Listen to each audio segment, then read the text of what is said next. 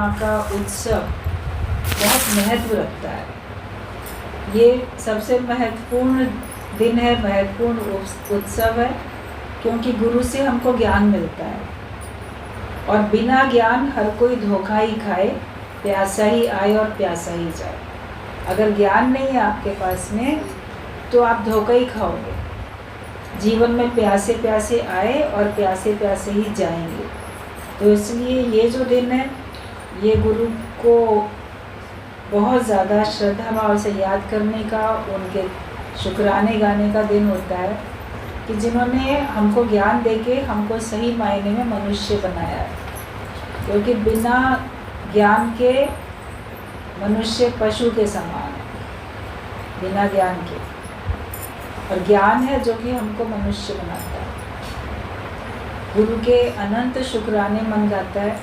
और जब आपका अपना जीवन बन जाता है तो बना हुआ जीवन देख के आपके अंदर से शुक्राने निकलते ही निकलते हैं कि हमारा जीवन कितना सुंदर बना है। और आज व्यास पूर्णिमा भी कहलाई जाती है कि वेद व्यास जी का जन्म था, जन्मदिन।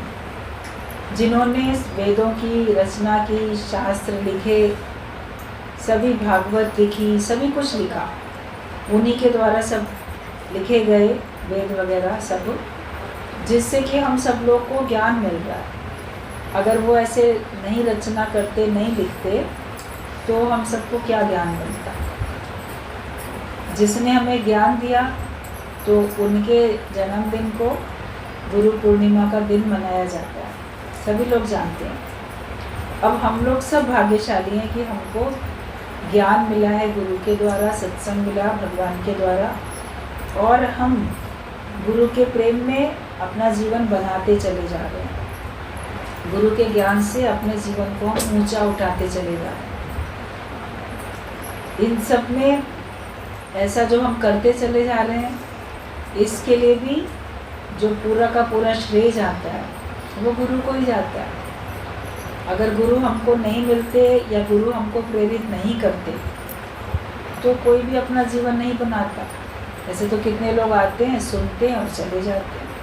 उन्होंने सुना और चले गए, लेकिन कहीं गुरु पीछे हमारे लग के कि नहीं, जो सुना है उस पर तुमको अपना जीवन बनाना ही है। तो ये गुरु की मेहनत है। भाग्य से, हमें सौभाग्य से हमको सद्गुरु मिल जाते हैं जो कि हमारे जीवन में सचमुच में अज्ञान के अंधेरे को दूर करके ज्ञान का प्रकाश ले आते हैं। गुरु, जैसे अभी गुरु जी की वाणी में बात चल रही थी कि गावे गावे हों फिरा संता बड़ा सुकार, और जिस दी तला बसानू उस दा बड़ा डुकार। कि हम गांव गांव फिरते रहे, गली गली सब जगह, संत तो सब जगह बहुत मिले, लेकिन जिसकी तलब थी हमको, उसका तो जैसे अकाल पड़ा हुआ है, वो तो आसानी से मिलता भी नहीं। यूँ तो ज्ञान सुनाने वाले बहुत मिल जाते, लेकिन जो हमारे अंदर के अज्ञान को दूर करे वो कोई मुश्किल से मिलता। ऊपर से ज्ञान देने वाले बहुत मिलेंगे, लेकिन अंदर से आपकी सफाई करे, मन की अंदर से अज्ञान को दूर करे, वो कोई मिलता है। एक दृष्टांत है कि एक बार एक आदमी था, वो कहीं जा रहा था रास्ते में जंगल में से, तो उसके पैर में चुभ गया कांटा। अब जब उसके पैर में ऐसा बड़ा कांटा चुभा तो वो गया, फिर डॉक्टर के पास कांटा चुभ के अंदर टूट गया, जो कि बाहर से उसको दिख नहीं रहा था। वो गया, डॉक्टर के पास गया, तो डॉक्टर ने क्या किया, उसने उसके दवाई खाने की दी, उसको मरहम पट्टी लगाई, बैंडेज सब उसको कर दिया, ऐसे पट्टी बांध दी। मतलब ठीक 2 दिन बाद पट्टी बदलवाने आ जाना। अब ऐसे करते करते कई दिन हो गए, उसका दर्द दूर ही नहीं हो रहा था। और हर बार जब जाता था तो उसको उसकी फ़ीस देनी पड़ती थी, जो भी 20-50 जितने रुपए भी वो हर दिन के लेता था बैंडेज को बदलने के, दवाई लेने के, वो दे भी रहा है, लेकिन उसका वो दूर नहीं हो रहा है, क्योंकि उस डॉक्टर ने उसका कांटा नहीं निकाला था। जो कांटा टूटा हुआ था अंदर, वो पड़ा ही था, और ऊपर से मरहम पट्टी वो कर रहा था। एक दिन वो जाता है कहीं किसी काम से डॉक्टर, तो उसका कंपाउंडर वहीं पर ही बैठा था कि जो भी कोई मरीज़ आएंगे चलो उनको हालचाल पूछ लेंगे, देख लेंगे, डॉक्टर साहब अभी आने वाले हैं, अभी किसी काम से गए हैं, तब तक मरीज़ों को वो रोक के रखेगा कंपाउंडर। अब जब ये आया अपनी पट्टी करने के लिए तो बोला कंपाउंडर कि ये तो चलो मैं ही कर दूँगा, ये तो आप बदलवाते हो, मैं ही कर देता हूँ। तो जब उसने उसकी पुरानी पट्टी खोल के नई करने चला और उसका जो ज़ख्म था उसको थोड़ा सा ठीक साफ़ करने लगा, तो उसने जाना कि इसमें अंदर कांटा है। कंपाउंडर ने देखा कि इसमें कांटा है, तो उसने उसको अच्छी तरह से थोड़ा सा दबा के कट कुछ करके उसका वो कांटा निकाल दिया। कांटा निकालने के बाद उसके घाव को ठीक से साफ़ करके और अच्छे से उसको पट्टी कर दी। चला गया वो। अब 2 दिन बाद वो आया ही नहीं, 3 दिन बाद, जैसे 2-3 दिन बाद पट्टी खुलवाने के लिए आना पड़ता था तो वो आया ही नहीं।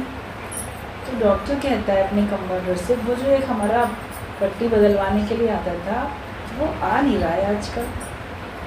तो बोला अरे डॉक्टर साहब, आप जिस दिन गए हुए थे ना काम से बाहर, वो तब आया था, कई दिन से नहीं लेकिन अभी 2-3 दिन पहले वो आया था और उसकी पट्टी करनी थी, मैंने ही कर दी और उसको कुछ था नहीं, उसको कांटा चुभा हुआ था अंदर, वो टूट के, वो मैंने कांटा निकाल दिया और उसकी पट्टी कर दी, तो उसका दर्द ठीक हो गया होगा, तो अब उसे आने की क्या ज़रूरत है।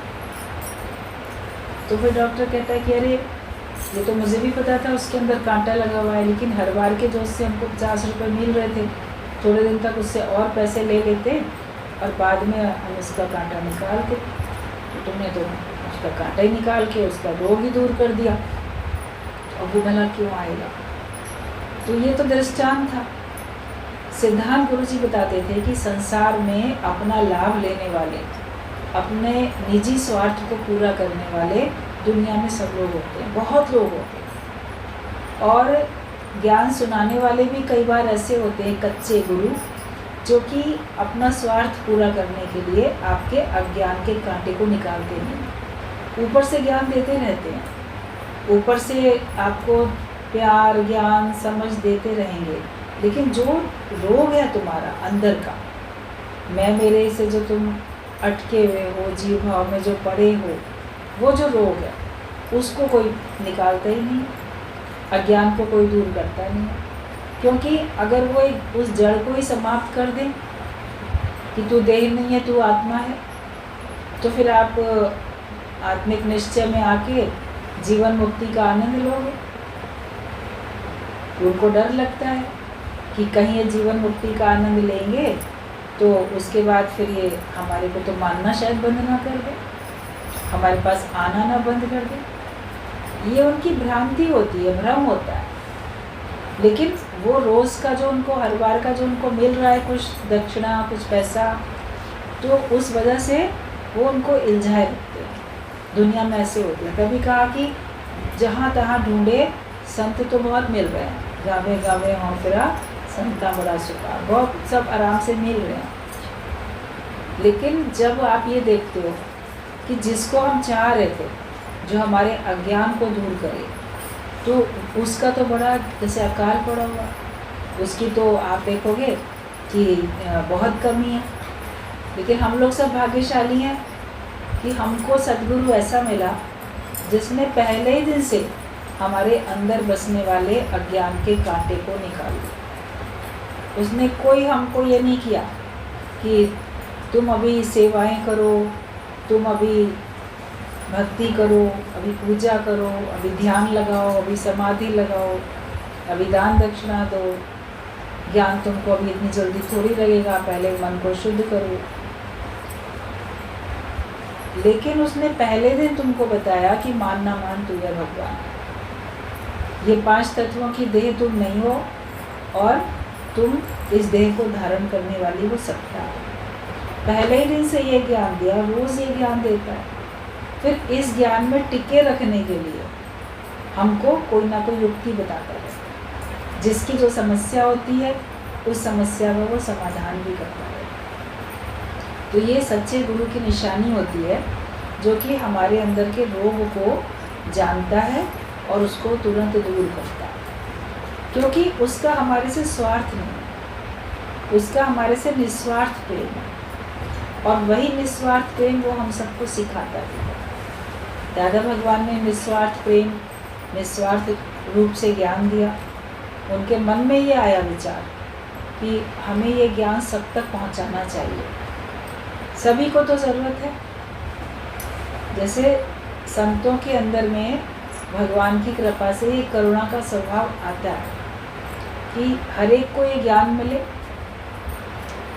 तो उन्होंने सबको ज्ञान देने के लिए ऐसा सत्संग का दायरा बनाया। मेहनत तो हुई, सरल नहीं है इस तरह से सत्संग इतना इस्टेब्लिश करना, बनाना सरल नहीं होता, मेहनत पड़ती है। लेकिन जब एक बार मेहनत का फल आपको मिलता है, रंग आपका दिखता है जीवन में, तब आपको खुशी भी मिलती है, तब अच्छा भी लगता है कि देखो हमारी मेहनत कितनी सफल हो रही है। गीता भगवान ने उसको आगे बढ़ाया, परंपरा से आज दिन तक सभी लोग आगे बढ़ाते आ रहे हैं। जिसने जिसके साथ भी मेहनत की होती है तो वो उसको भूलता थोड़ी है। ये तो भय रखना ही नहीं चाहिए कि अगर कोई आत्मिक स्थिति में आ जाएगा तो हमको भूल जाएगा। इसका मतलब तुम स्वार्थ रख के ज्ञान देते हो, निस्वार्थ तो ज्ञान नहीं देते। जो निस्वार्थ भाव से ज्ञान देगा तो वो ये सोचेगा ही नहीं कोई मेरे को माने, कोई मेरे को पूछे। वो ये समझेगा कि कोई अपना जीवन बना ले तो अच्छा। गुरुजी बोलते थे समुद्र में से कोई 2 लोटे पानी ले जाए तो समुद्र को कोई फर्क नहीं पड़ेगा, समुद्र में कोई 2 लोटा पानी डाल जाए तो समुद्र को फर्क नहीं पड़ेगा। तो तुम्हें अपने को समुद्र सागरवत बनाना है, ऐसा बनाना है, इतने विशाल इतने गहरे बनो। और जैसे समुद्र में कितनी भी नदियाँ आती हैं और उसको बिना हलचल में लाए उसमें समा जाती हैं, उसको कोई फर्क नहीं पड़ता। सूर्य सारा पानी उसका कितना भी सोख ले अपनी किरणों से, समुद्र को फर्क नहीं पड़ता। नदियाँ कितनी भी आके उसमें मिल जाएं तो समुद्र को फर्क नहीं पड़ता। तो ब्रह्मज्ञानी का हृदय ऐसा होता है, उसके पास बहुत कितने भी आ जाएं उसकी महिमा गाने के लिए तो उसको कोई फर्क नहीं पड़ता। उसके पास से कितने चले जाएं तो उसको कोई फर्क नहीं पड़ता, क्योंकि वो अपनी विशालता में और अपनी गहराई में है, गंभीरता में है। तो उसको बाहर से किसी के मान अपमान या प्रशंसा निंदा इन सब से उसका कोई मतलब नहीं होता। हम लोग को सबको गुरु ऐसे ही बनाते हैं कि जीवन में बहुत कुछ मिलेगा और बहुत कुछ छूटेगा। कोई देगा आपसे, कोई आपसे लेगा, कोई आपको मान सम्मान देगा, कोई आपसे मान सम्मान लेगा। तो हमें तो सबके लिए ही आदर मान सम्मान होना चाहिए। कोई लाभ आपसे ले ले तो ठीक है, कोई आपका नुकसान कर दे तो उसकी मर्जी है, क्योंकि ज्ञानी लाभ हानि दोनों से परे है, एक रस अवस्था में रहता है, लाभ हानि से परे। उसके अपने अंदर में किसी के प्रति भी कोई राग कोई द्वेष होता नहीं। आशा न करे और से, आप करे उपकार। तो हर एक इस बात के लिए अपने को बहुत भाग्यशाली समझे कि उसको जीवन में सच्चा सत्संग, सच्चा दर मिला है। हम सब लोग भाग्यशाली हैं कि हमको गुरु ऐसे मिले जिन्होंने हमारे अज्ञान के रोग को दूर किया और हमसे कुछ चाहा नहीं, कुछ भी उसने उम्मीद नहीं की कि कोई प्रशंसा भी करे, थैंक्स भी बोले, ये भी उम्मीद नहीं करता। तो जो हमसे कुछ नहीं चाहता है, निरीच्छा हो के हमें सब कुछ देता है, तो उसके लिए तो फिर आपका दिल भी कितना चाहता है कि हम इसके लिए क्या नहीं करते। जो इच्छा रहित होके बैठेगा उसके लिए आपका भी तो दिल कितना चाहेगा। आप भगवान की भक्ति करते हो, उसमें अगर इच्छा नहीं रखते, कोई प्रार्थना नहीं करते, तो भगवान का भी दिल चाहता है अपने इस वक्त को मैं और क्या क्या दे दूँ।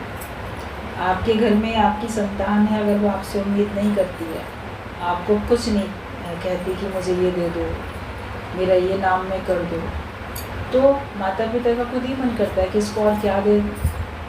और जो मांगता रहता है कहता है देखो ये तो स्वार्थ का हमसे नाता रखे हुए, इसका स्वार्थ का प्रेम है, तो उसको देने में अंदर से तो मन दुखता है, अंदर से तो कष्ट होता है कि इनको हमारे से प्रेम नहीं है, लेकिन इनको हमारी संपत्ति से प्रेम है। निस्वार्थ भाव से जीवन जीना जिसको भी आ जाएगा वो सबका प्यारा बन जाएगा। एक पढ़ रहे थे आर्टिकल बड़ा अच्छा सा, उसमें था कि वैसे तो गुरु कई तरह के, कई बार सत्संग हम लोगों ने सुने, लेकिन जैसे गुरु की भी एक अवस्थाएं या कैटेगरी होती हैं, लेकिन एक ना परम गुरु होते हैं। तो परम गुरु उनको कहते हैं कि जो परमात्मा है, शिव है, भगवान शिव या परमात्मा है, वो परम गुरु कहलाते हैं, क्योंकि उन्हीं ने ही सब ज्ञान दिया। और जो परम गुरु उसको कहा जाता है, और वो दिखाई नहीं देते, निराकार है। आज निराकार है तो दिखाई नहीं देगा ना, लेकिन उसी की कृपा से, उसी की सत्ता से सब हो रहा है, तो उसको हम परम गुरु कहेंगे। लेकिन और एक होते हैं सद्गुरु।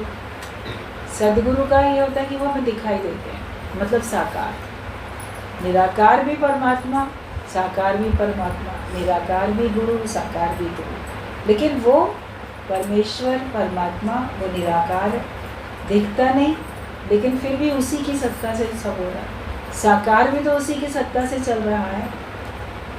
जो भी ज़मीन चल रही, आसमां चल रहा, ये किसके इशारे जहाँ चल रहा है, ये सब किसी न किसी के इशारे तो चल रहा है। तो उस निराकार की सत्ता से ही सब हो रहा है, उसी के द्वारा सब होता है, तो वो तो परम गुरु है।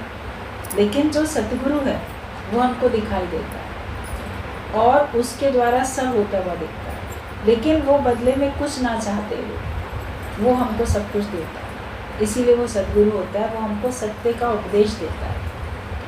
और उसके अंदर में सारे गुण होते हैं। जो सद्गुरु होता है उसके अंदर में सारे गुण होते हैं, सर्वगुण संपन्न होता है।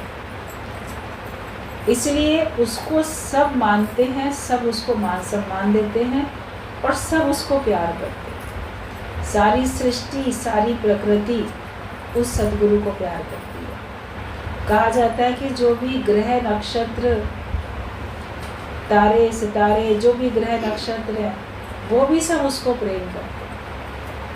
इस तरह से आप देखो कि भले आपका जब जन्म हुआ होगा, या जो भी आज संत महात्मा ब्रह्मज्ञानी आपको सद्गुरु दिखते हैं, उन्होंने जन्म लिया शरीर रूप से, और उनके जन्म में अगर उनकी जन्म पत्री बनाई गई या उनकी हाथ की रेखाएं हैं, तो उन जन्म पत्री में उनके ग्रह कभी उनके फेवर में होंगे, कभी फेवर में नहीं होंगे जन्म पत्री के हिसाब से। तो लेकिन जब वो ज्ञानवान होकर वो सद्गुरु के पद पे पहुँचे हैं, तो कोई भी ग्रह नक्षत्र उनका कुछ बिगाड़ पाता है क्या? कोई भी नहीं बिगाड़ पाता, क्योंकि सब उसको प्यार करते हैं। जो ग्रह नक्षत्र जन्मपत्री के हिसाब से उसके फेवर में नहीं भी हैं, वो भी देखो उनका कुछ नहीं बिगाड़ पाता, क्योंकि वो सत्य में स्थित है। परमात्मा की पूरी कृपा उसके ऊपर है, और वो सबके उद्धार के लिए अपना जीवन दे रहा है। दूसरों के दुखड़े दूर करने वाले तेरे दुख दूर करेंगे राम, और किए जा तू जग में भलाई का ही काम। तो सद्गुरु अपने जीवन में भलाई का काम करते रहते हैं, इसलिए उनका कभी नुकसान होता हुआ दिखता नहीं। और लोग बोलेंगे अरे ये समय खराब है, ये ऐसा है, उनका समय सब अच्छे अच्छा, क्योंकि वो सबको सबके हित के लिए जीवन देते हैं, सबको प्रेम करते हैं। तो सारी प्रकृति, सारी सृष्टि, सारे जीव जंतु सब उनको प्रेम करते हैं, और उनका कोई शत्रु नहीं होता। सद्गुरु जो होगा उसका कोई शत्रु नहीं होगा, क्योंकि वो किसी के प्रति शत्रुता नहीं रखता। तो ऐसे वो गुरु होते हैं, सबके भले के लिए कार्य करते रहते हैं। फिर एक कैटेगरी होती है गुरु की, जो जगत गुरु कहलाते हैं। तो जगत गुरु तो सारा जगत जिनको गुरु मानता है, और उनकी जय जयकार होती है। अभी बहुत सारे ऐसे जगत गुरु के नाम से कितने सारे अभी अपने भी देश में और पूरे वर्ल्ड में है ना ऐसे संत। वे आदि गुरु शंकराचार्य, जगत गुरु फलाने, ये सब हैं। तो वो ज्ञान दे रहे हैं सबको, और उनकी जय जयकार भी हो रही है। सारे जगत में ही जय जयकार हो, मगर ये ज़रूरी नहीं है कि सतगुरु के सारे जगत में सब जानते हैं उसको जय जयकार भी होती है, मगर उसको निराकार साकार सब उसको मानते हैं। और कोई बहुत प्रसिद्धि को प्राप्त होते हैं, बहुत उनको नेम फेम बहुत मिलता है, तो वो जगत गुरु कहलाते हैं कि सारे जगत में उनको लोग गुरु करके मानते हैं और उनकी जय जयकार करते हैं। फिर कोई एक कैटेगरी होती है, वो होते हैं कुल गुरु, या आप कहते हैं ये हमारे कुल गुरु हैं, फलाना ना हमारे कुल गुरु होंगे। तो कोई किसी कुल के, किसी परिवार के, किसी कुल के, वो पीढ़ी दर पीढ़ी वो गुरु बनते चले आते हैं। जैसे राजा दशरथ थे, रघुकुल था उनका, रघुकुल, तो उनके जो गुरु थे तो वशिष्ठ मुनि थे। फिर कभी किसी और के गुरु, किसी और कुल के कोई और गुरु होते हैं। तो जो कुल गुरु होते हैं वो उस कुल के कल्याण के लिए कार्य करते हैं। वो भले सारे संसार के लिए सोचें न सोचें, लेकिन उनका वास्ता केवल उस कुल से होता है कि हम इनके भले की सोचेंगे। अब उनका भला सोचने में कई बार वो कुछ नुकसान भी मान लो कर लेंगे, बड़ा कार्य करने से रोक भी सकते हैं। एक एग्जाम्पल आता है कि जैसे जो असुरों के जो गुरु थे, कुल गुरु, वो शुक्राचार्य थे। तो जो शुक्राचार्य थे तो उन्होंने उनका उद्धार करने के लिए जब ये देखा कि राजा जो बलि है वो दान देने का संकल्प कर रहा है, मगर उस कुल गुरु को तो समझ में आया ना कि ये कोई चाल हो रही है भगवान की। अब दान देना तो एक अच्छी बात है, संकल्प करना, और अगर भगवान स्वयं मांगने आए हैं तब तो अपने को कितना सौभाग्यशाली जानो कि परमात्मा ने आज मुझे इस योग्य समझा कि वो भी मेरे सामने आके मांग रहा है। मगर उसको तो अपने कुल की, राजा केवल बलि की चिंता थी, कुल गुरु को तो शुक्राचार्य थे, तो उन्होंने संकल्प करने से रोका। सबको ये बात पता है कि कैसे उन्होंने संकल्प करने से उसको रोका, लेकिन राजा बलि ने उसको माना नहीं। उसने नहीं माना, बल्कि अपने गुरु से विद्रोह किया। तो जो कुल गुरु होते हैं, कई बार जिस कुल के वो गुरु होते हैं उन्हीं में के लोग कई बार उनसे विद्रोह करते हैं, उनकी बात को नहीं भी मानते, क्योंकि वो केवल एक संकीर्ण दायरे में रह के केवल उस कुल के लिए करते हैं कार्य। कई सारे एग्जाम्पल्स इस प्रकार से हैं। कभी जो भी अपने से बड़े हैं वो भी गुरु का रूप होते हैं, या कभी किसी रूप में किसी ने किसी को गुरु माना होता है, कभी किसी रूप में, कभी किसी रूप में। तो शास्त्रों में बात आती है कि जो समुद्र था उसको भी राजा रघु के कुल में उनको भी एक महानता दी गई थी समुद्र को। तो समुद्र का भी दर्जा जैसे गुरु के तरीके से बताया गया था। मगर जब वो राम की बात नहीं मानता है, युक्ति नहीं बनाता, रास्ता नहीं देता, तो रामचंद्र भगवान ने भी समुद्र को सुखाने के लिए एकदम से क्रोध किया था। तो जो कुल गुरु होते हैं वो कई बार कभी कुछ उनके द्वारा ऐसा होता है जिससे उस कुल के लोग उनके विरोध में आते हैं। लेकिन जो सद्गुरु है वो सबका भला करेगा, वो किसी एक का नहीं होता। जैसे निराकार परमात्मा सबका होता है, ऐसे ही साकार, उसमें निराकार में और साकार में फिर कोई अंतर नहीं होता। जो निराकार है सो साकार है। तो इसलिए सद्गुरु की महिमा सबसे ज़्यादा होती है कि उन्होंने हमको सत्य का ज्ञान दिया। सत्य का ज्ञान देके उन्होंने हमारा जीवन बनाया। हम सब लोग अपने जीवन में देखें कि गुरु तो हम लोग को बहुत मिले होंगे दुनिया में। हर एक के अपने अपने परिवार के भी गुरु होंगे, तो अपने कुल के गुरु होंगे, परिवार के गुरु होंगे, लेकिन उनसे उनको सत्य का उपदेश तो नहीं मिला ना। उन्होंने आपका भला चाहा, आपको बहुत तरह की नीति उपदेश दिए होंगे, लेकिन आपको अज्ञानता से नहीं छुड़ाया होगा। आपको मैं मेरे से अज्ञानता से नहीं छुड़ाया होगा। लेकिन सतगुरु हमको वास्तव में हमारा भला करके हमको मैं मेरे से छुड़ा देगा। जो गुरु जी की बात अभी चल रही थी कि जिन्होंने हमारा जीवन बनाया, जिनके कारण से हम मैं मेरे से छूटे, माया से छूटे, मोह ममता से छूटे, तो वो हमारा गुरु होता है। और इसलिए उसके आगे हमारा मन हमेशा झुका रहता है। उसको शीश भी देना पड़े तो शीश भी शिष्य दे पाता है, कि वो अपना शीश भी दे सकता है, कि उसके लिए उनके मन में इतनी श्रद्धा होती है। गुरु के प्रति जब तक श्रद्धा नहीं होगी तब तक आपको ज्ञान नहीं मिलने वाला, तब तक ज्ञान लग नहीं सकता है। और श्रद्धावान को ही ज्ञान का लाभ मिलता है। अपने अंदर की श्रद्धा को जगाओ, अपने अंदर की भक्ति, अपने अंदर की श्रद्धा को जगाओ, और श्रद्धा से ही तुम्हारा विवेक खुलेगा। कहते तो हैं बिन सत्संग विवेक ना हो, लेकिन सत्संग में आने के बाद भी किसी का विवेक खुलता हुआ नहीं दिखता है। कारण कि उसके अंदर में श्रद्धा नहीं। श्रद्धा से ही विवेक प्रकट होता है। श्रद्धा विश्वास हमारे अंदर में जितना होगा उतना हम ज्ञानवान बनते चले जाएंगे। कभी भी केवल गुरु के प्रति श्रद्धा, लेकिन हर एक के प्रति आदर भाव, सम्मान का भाव, श्रद्धा भाव, ये सब अगर हम रखते हैं तो फिर हम देखते हैं कि हम सचमुच में गुरुवान कहलाने के योग्य बनते हैं। आज कोई किसी भी गुरु से मंत्र ले लेता है और वो कहलाता है हम तो फलाने गुरु के शिष्य हैं।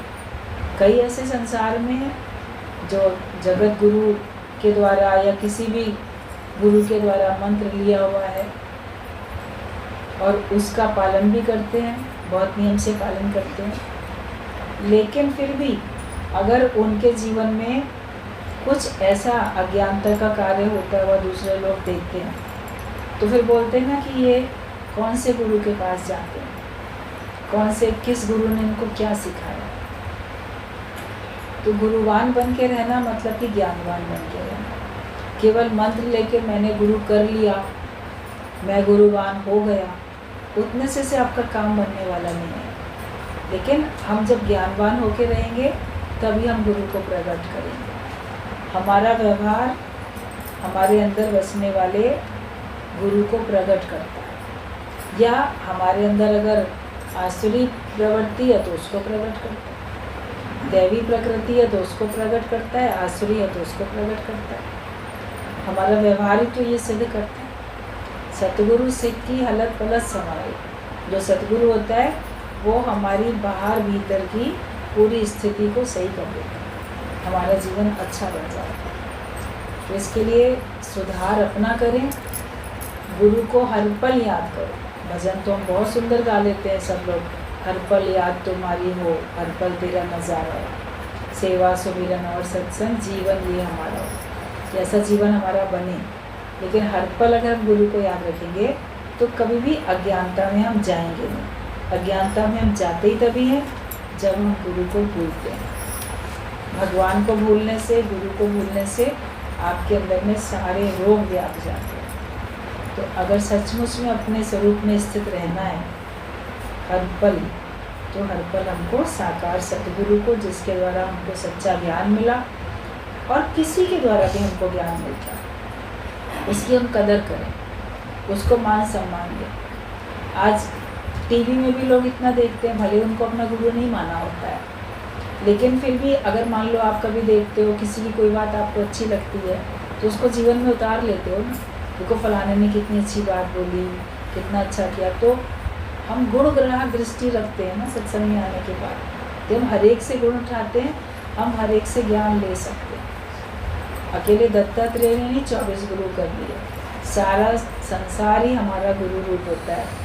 हम हर एक से गुण उठाते चले, किसी के अंदर किसी प्रकार की, किसी के अंदर किसी प्रकार की कोई ना कोई तो अच्छी बात है ही, जो कि हमको उसमें से ले लेनी चाहिए। जिसके अंदर में जो भी अच्छाई है, उस अच्छाई को अगर हम एक्सेप्ट करते हैं, स्वीकार कर लेते हैं, तो समझो कि हमने उसको गुरु मान के उससे हमने कुछ तो सीखा। अज्ञानी से भी व्यक्ति सीखता है कि अज्ञानी अपने अज्ञान में है तो कितना दुखी हो रहा है, इसलिए वो अज्ञानी का भी मान सम्मान करता है, उसको भी गुरु रूप मान के मान सम्मान करता है, लेकिन सतगुरु के आगे ही शीश झुकता है। बाकी गुरु तो हर एक को मान के आप शिक्षा सबसे ले सकते हो, जो आपको सत्य का मार्ग दिखाए कहीं से भी। तो जहाँ जहाँ जो भी ज्ञान सुना रहे हैं, प्रार्थना के लिए गुरु जी बोलते थे कि जो भी कहीं शिक्षा देते हैं तो हमें उन सब के लिए प्रार्थना करनी है कि वो सब अच्छी शिक्षा सबको दें, ताकि सबका जीवन अच्छा बनता जाए और आपके द्वारा भी सबको अच्छा ही मैसेज मिले, अच्छी शिक्षा मिले, ताकि हर एक का जीवन अच्छा बने। तो आज के दिन में यही संकल्प करो कि हम गुरुवान बन के रहें, मतलब ज्ञानवान बन के रहें। हमारे से कभी भी अज्ञान का कार्य होने ना पाए, अज्ञानता के विचार हमें अंदर ना हो, अज्ञानता की बोली हम लोग ना बोलें तो प्रेम की बोली बोलें तो ज्ञान की बोली बोलें, ताकि सर्व के साथ अगर हमारा प्रेम है तो फिर हम ज्ञानवान होके रहते हैं। क्या आज ये सत्संग थोड़ा जल्दी समाप्त करेंगे। अभी आप लोग